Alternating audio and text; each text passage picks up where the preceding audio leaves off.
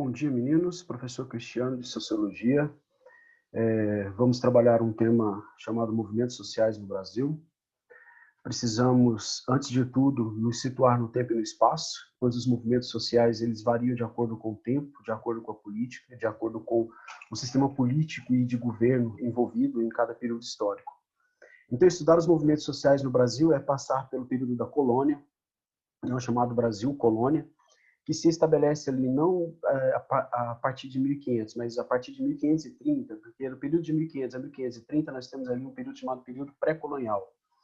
Esse período, a única relação comercial que existia entre os portugueses e os nativos aqui do Brasil era o escambo, né? Não houve uma efetiva colonização. No entanto, a colonização ela se dá a partir de 1530 com as chamadas expedições guarda-costas, lideradas por Martim Afonso de Souza, que futuramente será o capitão donatário, dono de uma das principais capitanias hereditárias no Brasil naquele momento, que era a capitania de São Vicente, atual São Paulo. Então, nós tivemos ali a colonização, a efetiva colonização, que se iniciou a partir de 1530, né, para evitar que outras nações estabelecessem uma efetiva colonização ao invés de Portugal. Então, dividiu-se o Brasil em 15 capitanias hereditárias, doadas a 12 capitães donatários, onde o Grão-Pará foi dividido em dois, né, por isso 15. E aí nós vamos estabelecer ali, sim, o período de colonização, que vai de 1530 até 1522. Por que de 1530 até 1522? Na verdade, a gente fala de 1530 até 1808, né, que é, na verdade, a transferência da família real portuguesa para o Brasil, né, em 1808, onde o Brasil deixa de ser uma colônia e passa a ser chamado de Reino Unido, de Portugal e Algarves. Mas antes disso, nós temos o período colonial, né, que é o período que vai de 1530 até 1808, né? Esse período é o período onde o Brasil vai passar por diversos ciclos econômicos e um dos mais expressivos, onde se concentrou a maior parte dos movimentos sociais do período colonial, foi o período do ciclo do ouro, né? Logo após ali o século XVIII. Então, logo em seguida, de 1530 até 1808, desculpa, de 1530 até 1808, nós vamos ter ali o período colonial. Logo após 1808, nós vamos ter de 1808 até 1822, né, um período onde já inicia ali o período joanino, que não é considerado império, mas é o período joanino. E logo após a independência, de 1822 até 1889, onde vem a República, que nós vamos ter aquele longo espaço temporal que vai desde o primeiro reinado com Pedro I, o período regencial e logo em seguida o segundo reinado. E a proclamação da República em 1889, né, onde essa república vai ser dividida também em República da Espada e República Oligárquica, a da Espada de 1889 até 1894, a Oligárquica de 1894 até 1930, onde ocorre ali a chamada Revolução de 30 de Vargas, né, a chamada Nova República. Então, no período colonial, no período do Império, que a gente considera também de Dom João VI até Pedro II, e no período republicano nós temos movimentos sociais no Brasil. No período colonial, obviamente, nós tínhamos movimentos sociais muito mais ligados à elite brasileira, né? A elite que dominava ali o cenário político e econômico do Brasil, frente ao fiscalismo e à dominação do governo português. Logo em seguida, nós vamos ter o período imperial. Já no Império, nós vamos ter os primeiros movimentos abolicionistas, desde Dom João VI até Pedro II, né? E movimentos republicanos também. E no período da República, já nós temos movimentos que são movimentos também que muitos deles são liderados pela elite, né, que são movimentos caracterizados como movimentos emancipacionistas, né, dentro de um conceito econômico, mas na República nós vamos ter movimentos muito mais ligados a um processo voltado para a modernidade, como movimentos no campo do trabalho, movimentos no campo da democratização, né, dos serviços, enfim. A República ela vai trazer outras pautas de movimentos sociais diferentes da colônia e do Império. Então, vamos lá. Quando a gente fala de movimentos nesse período da mineração, da sociedade mineradora, nós estamos falando de movimentos onde houve, né, uma prevalência urbana, né? Essa sociedade colonial, no período da mineração, foi uma das que mais se manifestou frente ao fiscalismo português. Que fiscalismo português que era esse? Todas as características de dominação da coroa portuguesa em relação à extração de ouro, certo? Então, nós tínhamos aqui impostos cobrados como o quinto de 20% do ouro extraído deveria ser pago como imposto, né? As casas de fundição para evitar ali o tráfico do ouro, transformando esse ouro em barra.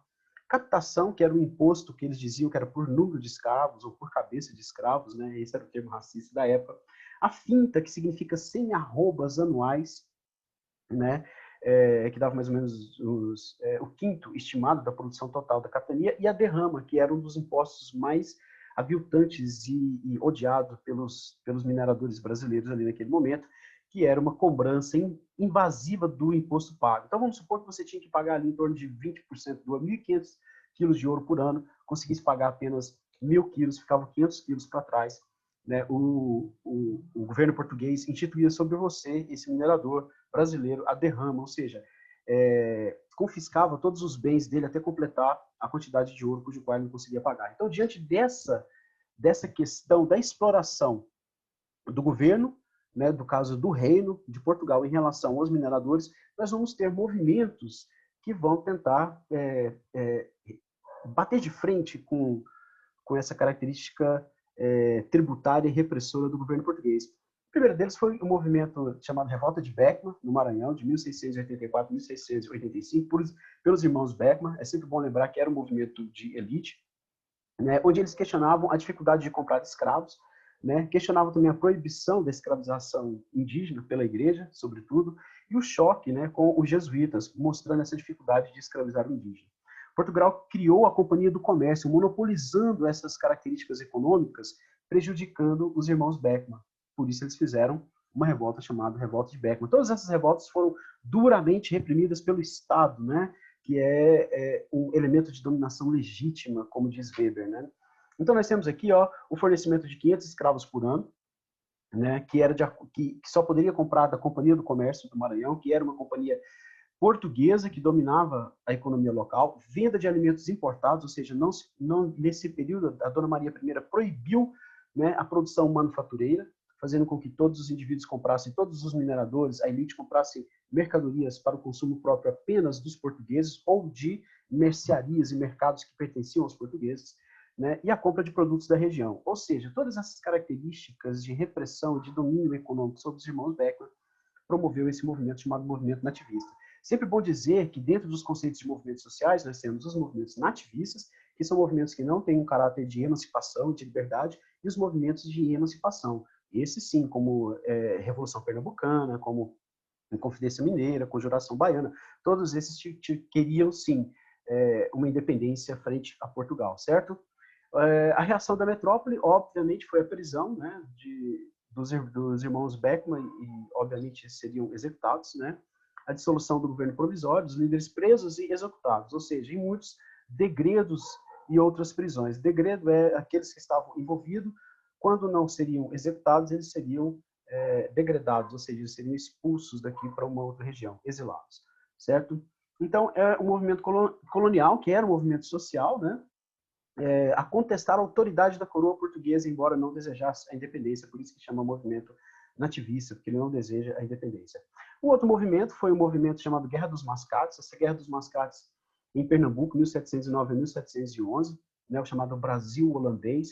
Essa guerra foi entre os fazendeiros, esse conflito, né, Guerra dos Mascates, entre os fazendeiros de Olinda e os comerciantes de Recife, onde esses comerciantes de Recife sempre foram muito mais beneficiados por Maurício de Nassau, tinham muito dinheiro, eram muito ricos, né, e acabaram, diante do seu poder econômico, elevar Recife à categoria de vila, e ela deixou de ser submissa a Olinda, que antes era a sede da capitania. Em um momento da história, Pernambuco, o estado de Pernambuco, teve tanto Olinda quanto Recife como as suas duas principais capitais, né? Duas capitais em um único estado, né? Olinda dos católicos, né?